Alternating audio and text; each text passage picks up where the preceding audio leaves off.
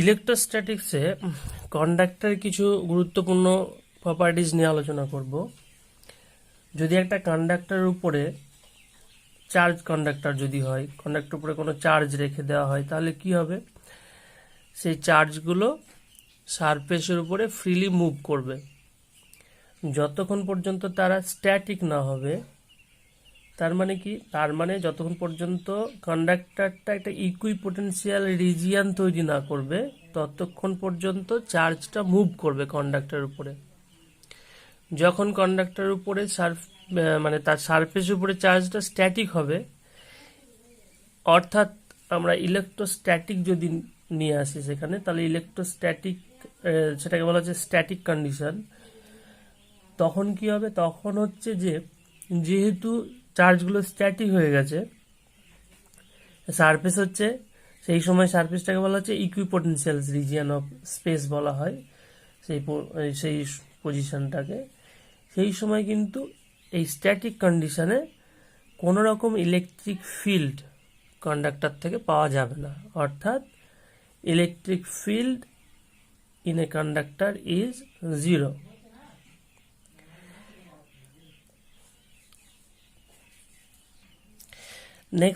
Next হচ্ছে যে একটা চার্জ একটা কন্ডাক্টরের সারফেসের উপরে যখন চার্জটা স্ট্যাটিক কন্ডিশনে আছে, তার মানে কি?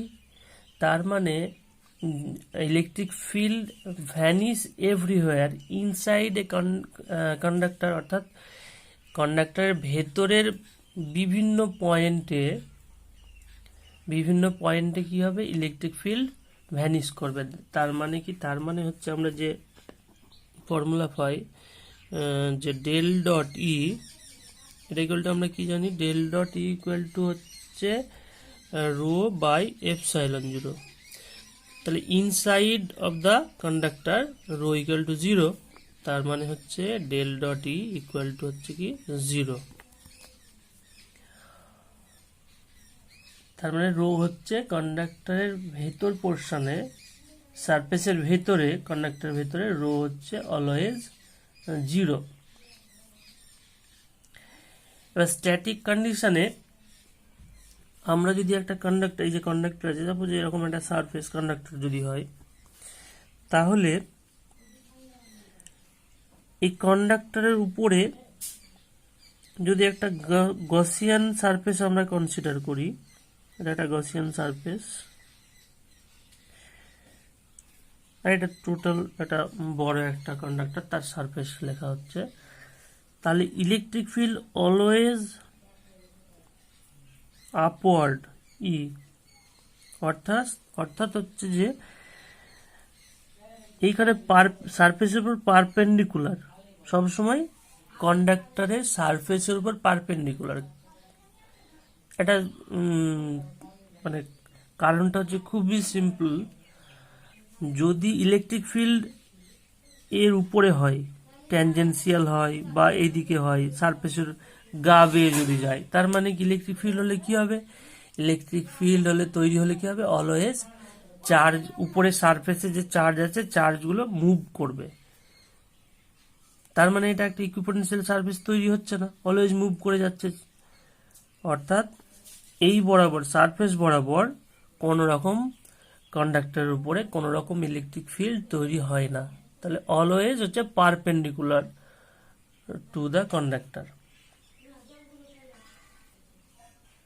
তো আমরা যেটা আসছিলাম যে electric field just outside of the conductor, এটা যদি বের করতে যাই, সেটা হচ্ছে ই, এবং এই ইটা আমরা বের করব। এখানে একটা স্মল এরিয়া গসিয়ান সারফেস, সেটা হচ্ছে ডেল্টা এস নিয়েছি। এই ডেল্টা এস, তার মানে আমরা যদি গসেস ল এখানে অ্যাপ্লাই করি, তাহলে E dot N cap delta S, that is equal to কি হবে? দ্যাট ইজ ইকুয়াল টু হচ্ছে সিগমা ইনটু হচ্ছে ডেল্টা এস বাই হচ্ছে এপসাইলন জিরো। এখানে সিগমা হচ্ছে কি surface charge density, surface charge density of the conductor. এবং এই ডেল্টা এসটা খুবই ভেরি স্মল হতে হবে, তবেই আমরা একটা গসিয়ান সারফেস তৈরি, কারণ এটা একটা কার্ভ হতে পারে, সেই কার্ভটাকে আমরা জাস্ট একটা স্ট্রেট লাইন হিসাবে নিয়েছি, দিয়ে এখানে একটা গসিয়ান সারফেস তৈরি করেছি। এটা হচ্ছে ইনসাইড আর এটা হচ্ছে আউটসাইড। ইনসাইড হচ্ছে টোটাল ফিল্ড 0, ঠিক আছে। তাহলে আমরা শুধুমাত্র আউটসাইডের জন্য আমরা এখানে ইলেকট্রিক ফিল্ড পাবো। ই ডট এন ক্যাপ আমরা যদি বের করি, দ্যাট ইজ ইকুয়াল টু হচ্ছে ই। কারণ কি? কারণ হচ্ছে ই ডিরেকশনের দিকে, এন ক্যাপ হচ্ছে এদিকে। এন ক্যাপ হচ্ছে সারফেসের উপর যে পারপেন্ডিকুলার টেনেছি তার ইউনিট ভেক্টর হচ্ছে এন ক্যাপ, এবং ই হচ্ছে এইদিকে। তাহলে এই দুটো করলে ই হয়। তাহলে এখানে কি দাঁড়াবে? E equal to sigma by epsilon 0, অর্থাৎ সিগমা ইকুয়াল টু যদি ধরি তাহলে এপসাইলন 0 ইন্টু ই। তার মানে এই সিগমা হচ্ছে surface charge density of a conductor, সেটা হচ্ছে ইলেকট্রিক ফিল্ড ই ইন্টু হচ্ছে এপসাইলন। এই ইলেকট্রিক ফিল্ডটা কি? Electric field just outside of the conducting surface, সেটা হচ্ছে ই ইলেকট্রিক ফিল্ড। তার মানে এখানে জাস্ট আউটসাইডে একটা ইলেকট্রিক ফিল্ড তৈরি হয়েছে। আর এই যে আমরা কন্ডাক্টিং একটা মেটেরিয়াল নিয়েছি, মেটেরিয়ালের উপরে এইখানে যদি আমরা ধরি, এর যদি ডেল্টা এস হয় তাহলে সিগমা ইন্টু ডেল্টা এস, এখানে চার্জ আছে, তাহলে এখানে নিশ্চয় একটা ফোর্স ক্রিয়েট হবে, ফোর্স পাওয়া যাবে, কারণ ইলেকট্রিক ফিল্ড জাস্ট আউটসাইড এবং সারফেসের উপরে এই চার্জ, তাহলে ফোর্স অবশ্যই একটা তৈরি হবে। সেই ফোর্সটা আমরা ক্যালকুলেট করব। তার মানে হচ্ছে যে ফোর্স বা ফোর্স পার ইউনিট এরিয়া, যেটাকে বলা হয় mechanical pressure of A charge conductor আমরা ফোর্স পার ইউনিট এরিয়া বের করব, অর্থাৎ পার ইউনিট এরিয়া কতটা ফোর্স অ্যাপ্লাইড হচ্ছে। আমরা এখানে একটা পয়েন্টে, যে কোনো একটা পয়েন্ট, গসিয়ান সারফেসে একটা পয়েন্ট নিয়েছি, সেই পয়েন্টটা মনে করি এ। এই পয়েন্টে ইলেকট্রিক ফিল্ড যেটা হচ্ছে ই, এই পয়েন্টে ইলেকট্রিক ফিল্ড সেটা হচ্ছে ই তৈরি হয়েছে ডিউ টু এই চার্জ ইকুইপোটেনশিয়াল যে সারফেস, সেই সারফেসে যে চার্জ ডিস্ট্রিবিউটেড আছে তার জন্য একটা এ পয়েন্টে একটা ইলেকট্রিক ফিল্ড তৈরি হয়েছে। এই ইলেকট্রিক ফিল্ড ই, এটাকে এক্সপ্রেস করা যায় কি? E1 প্লাস E2, দুটো পার্টে। E1 কি? E1 হচ্ছে যে field due to charge on a very small area, delta S. এই যে পোর্শন আছে, আমরা যে ডেল্টা এস পোর্শন নিয়েছি, তাহলে এই পোর্শনের জন্য তাহলে E1 সেটা হচ্ছে ডেল্টা এস এর মধ্যে যে চার্জ আছে, সেই ডেল্টা এস এর মধ্যে যে চার্জ আছে, যার জন্য ইলেকট্রিক ফিল্ড তৈরি হচ্ছে, স্মল যে পোর্শন আমরা সেটা। আর E2টা কি? E2 হচ্ছে যে ফিল্ড, যে আদার পোর্শন, যে এইটা ছাড়া যে আদার যে পোর্শন আছে, সেই পোর্শনের জন্য এখানে যে ফিল্ড তৈরি হচ্ছে সেটা হচ্ছে E2, অর্থাৎ রেস্ট অফ দ্য চার্জ। অর্থাৎ এইটা ছাড়া যে বাকি যে পোর্শনটা আছে, এই পোর্শন, বাকি যে পোর্শন আছে বিভিন্ন পোর্শনের জন্য আমরা E2 পাচ্ছি। সেম একটা পয়েন্ট নিচ্ছি এ প্রাইম, একদম যেখানে এ নিয়েছি ঠিক অপোজিট ডিরেকশনে একটা এ প্রাইম নিয়েছি। সেখানে আমরা মনে করলাম ইলেকট্রিক ফিল্ড হচ্ছে ই প্রাইম। তাহলে সেটা কি? সেইটা কিরকম হবে?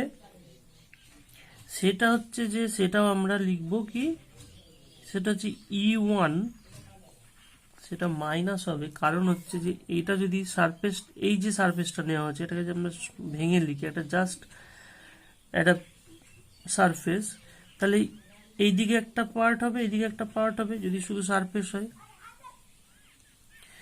তাহলে সেটা হচ্ছে E1, এইদিকে E1, এদিকে হচ্ছে তাহলে মাইনাস E1 এই ডেল্টা এস এর জন্য।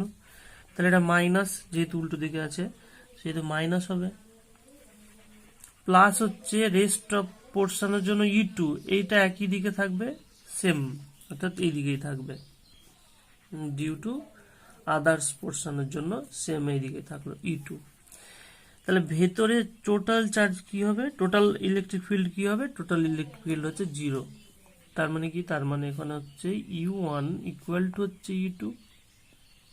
তাহলে এখানে ইকুয়েশনে যদি বসানো হয় তাহলে কি হবে, 2E1 ইকুয়াল টু হচ্ছে E, or 2E2 equal to হচ্ছে E।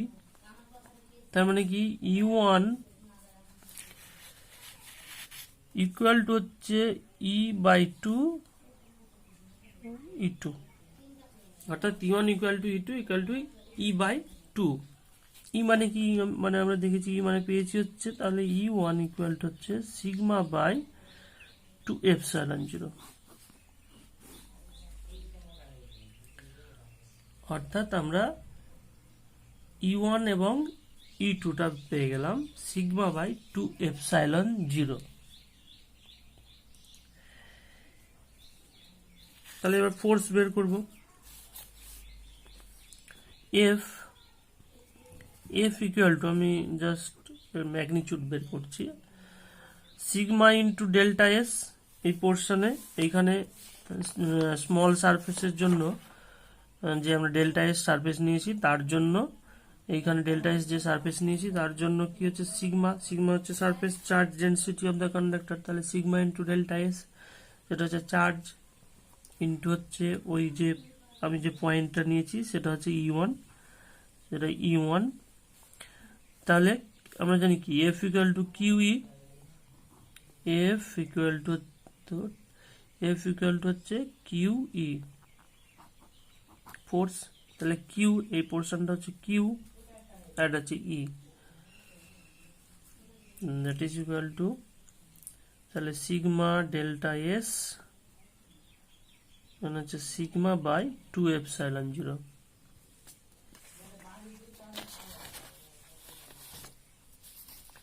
E1 টা হচ্ছে সিগমা বাই 2 এপসাইলন 0, তাহলে sigma by 2 epsilon 0, F equal to sigma square by 2 epsilon 0 into delta S. তাহলে ফোর্স পার ইউনিট এরিয়া যদি আমরা বের করতে যাই তাহলে এটা কি হবে, sigma square by 2 epsilon 0 pressure পাওয়া যায়, এবং তার এইটা হচ্ছে ম্যাথামেটিক্যাল ফর্ম। এবং এটা ইউনিট কি হবে, ইউনিট হচ্ছে নিউটন পার মিটার স্কোয়ার, এটা হচ্ছে এসআই, অ্যাকর্ডিং টু সিজিএস যেমন হয় ডাইন পার সেন্টিমিটার স্কোয়ার। এখানে সিগমা স্কোয়ার, যেহেতু সিগমা স্কোয়ার আছে সুতরাং চার্জ ডেন্সিটি যাই হোক না কেন অলওয়েজ এফ হচ্ছে পজিটিভ, তার মানে